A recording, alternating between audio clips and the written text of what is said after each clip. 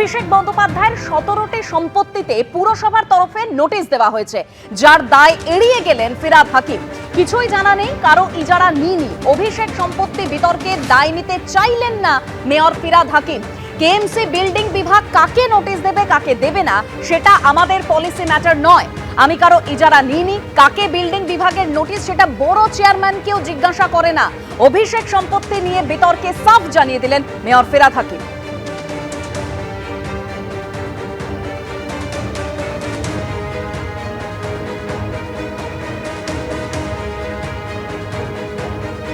আমি স্পষ্টভাবে বলতে চাই যে এই ব্যাপারের সাথে আমার কোনো নলেজ নেই, আর থাকার কথাও নয়।